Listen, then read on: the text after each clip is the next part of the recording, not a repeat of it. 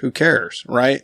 I mean, it's an artifact out there, and then one of these days somebody might find it and then listen to your new one and be like, man, like, wow, what a difference between, point A to point B, because everything gets better with time.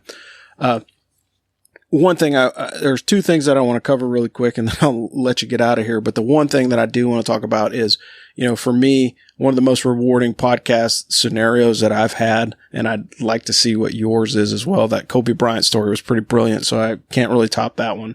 But one of the things that I've actually been able to do with my podcast is, shed light on situations that family members did not hear about. So, I hate the month of August, and if anybody's listening to my podcast, they know why, but I'm coming up on it pretty soon. It was 2007, 2008. Sergeant First Class Todd got killed. And there's a lot of not being honest in the whole situation. People were saying things that may or may not have been true, didn't have the right perspective, whatever. So I basically was like, look, here's the deal. This is Rob's view of the battle that happened from his foxhole. And then somebody sent that to the family. And when the family heard it, like, it was like, oh my gosh, like this is the first time we've heard anything in 10 years about our son. Mm-hmm. And that's moving. And so, like, if that's the one thing that I do in my podcast career that made a difference, then I can live with that, and that's ultimately what it is. But, like to get your thoughts on, like, has there been any like pivotal moments or moments that kind of stick with you, since you've been doing this? You've been doing this for 3 years. So I'm sure there's got to be at least one or two really good stories in there. There definitely is. It's a difference between when I'm a host and when I'm a guest. I was a guest on a show and they were talking about entrepreneurship, this and that. And they asked, like, where do you get the entrepreneurship bug? And I was like, nowhere. It's all been me. And went through the whole interview. And then it came out, and I almost never listen to my stuff. I've got people for that. I don't listen to a lot of podcasts, which is strange, I know. And I heard myself say that. And as soon as I heard myself say it, I realized that both my uncles and my mom were all entrepreneurs. But I didn't see it from that point of view when I was, from a kid's point of view, right? So when I was a kid growing up in that scenario, I was like, no one I know is an entrepreneur. Like, it didn't make sense. Of course, in the 80s and 90s, no one used that word either. Yeah, that's true. There was small business owner was the term. And so you're like, oh, I didn't even know any entrepreneurs till, like, I don't know, when did you hear that word? Like 2012 or whatever? Yeah. 2015? Like, of course not. And then as soon as I heard, I'm like, oh, well, I had no idea. Some of the interesting things that have happened, I interviewed Steve Sims. He does world-class events for millionaires and billionaires. He's taken people down to see the Titanic in a sub. He's running out the Louvre to have Andrea Bocelli serenade them during dinner. And I was like, what? I got this from my audience. I said, what do you want to ask this guy?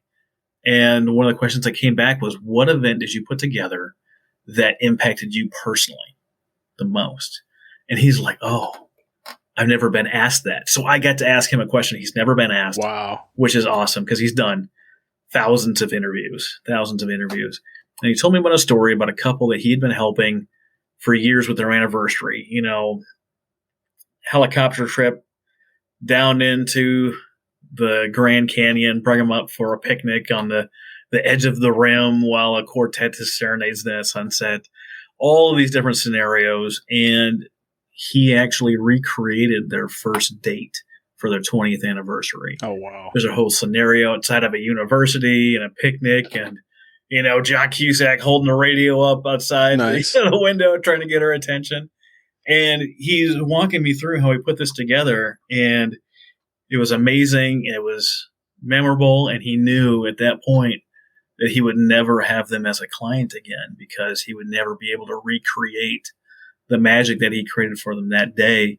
And even though he was sad to lose the money, like the event was worth it, completely worth it to him. Wow. That's pretty impressive story. That's legit. Yeah. Like, and that's the impact, and those are the things that you really, really want to kind of have happen. And like, if I get one of those moments, I'm happy, but, tons of those are always good. Mm-hmm. All right. So the last point that I'm going to talk about, and this is good because it segues perfectly into what's going on because voting is still active for the Veteran Podcast Awards for 2022. Oh, yeah. Right. So I'm going to bring this up and we can plug it for a little bit, but, this is kind of your thing. So, what would you say about the Veteran Podcast Awards? Because like I'm going through a lot of these websites or the website and I'm going, man, like there's a whole bunch of veteran content that I need to catch up on. And like I could probably listen to a podcast every day for the rest of my life and probably not catch all of them, particularly with the amount of content that's coming out just on the podcast platform that people are voting against right now. Yeah, absolutely. So if you haven't, this is the first time hearing this, Rob's mentioning the Veteran Podcast Awards. You can check it out at veteranpodcastawards.com. And a lot of those shows that are up for awards are also hosted on the Veteran Podcast Network. If you Google that, you should be able to find that. If you can't find it in Google, I probably can't help you through the rest of your life, but it's there. It's available. It's out there. We noticed that there's not a veteran category in Apple or on any of the podcast apps out there. And in fact, if one of them does create it, it's really going to suck the life out of what we're doing, but I'm fine with competition. I need someone to come in second place anyway. But nice. Yeah, Shane Cunningham from the Broken Jarhead reached out to me last spring, and he was like, we had a good conversation. We kicked it off. He's like, hey, I own this URL. It was Veteran Podcast Awards. What do you think? I was like, well, you should build it and I'll host it. And he's like, great idea. 10 minutes later, I swear he sent me a done website. He's like, I'm working on some of the details, but we should be able to get this up and running. And we're going to do it on National Podcast Day. It's like, wow. This is like a couple of months away. Like a little bit of research, we found that another Navy veteran, the guy that runs Blueberry, Todd Cochran, I think is his name, he actually does the People's Choice Podcast Awards on that date. So Shane went out and created National Military Podcast Day on October 5th, and it's a significant date for something that happened in Afghanistan. I think that's the date we decided to go in, if I'm not mistaken. I'm probably mistaken. Call me on it. I don't know. And we hosted it last year. We had some 100-some shows register, and we hosted the thing. We got some veterans to kick in some music. We've got the Marine Corps rapper that was on there, and forget the other guy's name at the top of my head, but we had some veteran recording artists. Let them share. Or it was Elliot McKenzie was the other guy.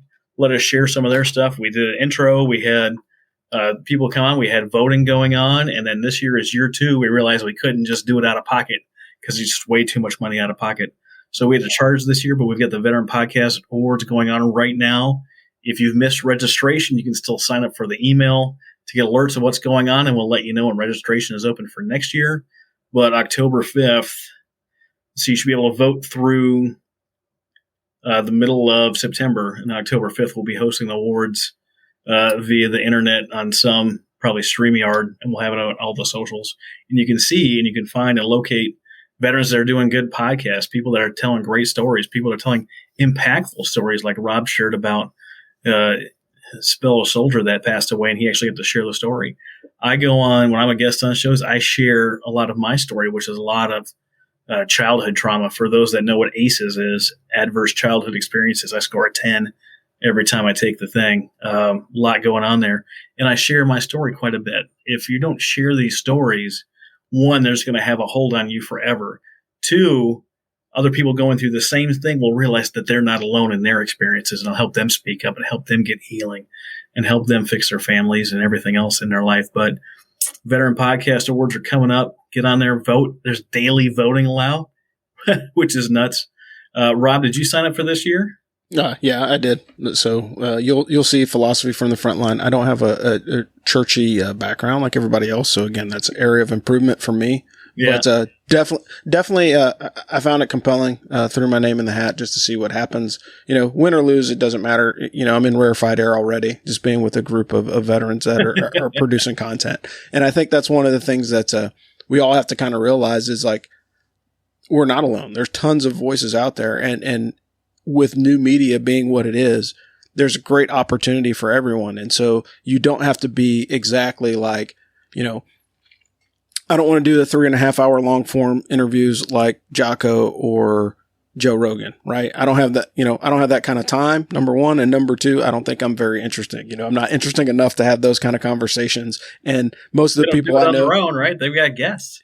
Yeah. And that's the real thing, is just bringing in people that are interested in talking. And there's tons tons of cross-cultural stuff. You're looking in here, you got Cancel for Maintenance, Oscar Mike Radio, The Real Tommy Show, and I'm just randomly scrolling down the Stone Vet, who's a part of the VTT, outfit. There's tons of guys out there that are just cranking out content, and maybe it's not for you, but I would suggest you check it out to see if it is. If you like it, stick with it. If not, you can always find something else. But there's tons of people that are doing podcasts and just producing high quality content, and it's doggone it, and who doesn't want to support a small business? So if everybody is registered in an LLC, like you said they should, then you're supporting a small business owner in addition to listening to a veterans podcast. But I will give you the last word. Is there anything else that you want to plug or talk about before we wrap this thing up? Yeah, I do. Thank you, Rob. I want you to know, if you're listening to this, first, go vote for Rob. It's daily voting. You can log in every day to vote for Rob. Philosophy from the Front Line. Give him a click. The guy that won last year and won all 3 awards, his category, Navy Podcast of the Year and Veteran Podcast of the Year, he didn't yet have 2,000 downloads. So just because you may or may not have X amount of downloads doesn't mean you can't win this thing. So get out and vote for Rob. Second off, if you're listening to this, I want you to know that you are worth more than you think you are. All of the things that you've gone through in your life up until this point, you can take and make a decision to take care of your life, to be in charge of yourself, to take that responsibility, to get the healing that you need to move forward in your life, to own it. There's no magical apology coming from anyone. The economy is going to continue to go up and down. We're going to continue to have rainy days and cloudy days. We're going to continue to have jerks in public office. None of that has anything to do with your life other than what you take charge of. You have to make the choice to be responsible for your life, to own it, get the healing that you need and move forward. Please, for you and everyone around you, take control of your life. Awesome. Hey, ladies and gentlemen, that was Travis Johnson. He is all over the place on the socials. We'll drop all of his information in the podcast description. But this is Rob Robinson with Philosophy from the Front Line. And we'll see you guys next time, and we'll catch you on the high ground. Thanks. Thanks for listening to Philosophy from the Front Line with Rob Robinson. We will bring you more interesting veteran transition stories, veteran advocacy, and more information in veterans transition in general on a podcast platform near you. This is Philosophy from the Front Line, and we'll see you on the high ground. Thanks.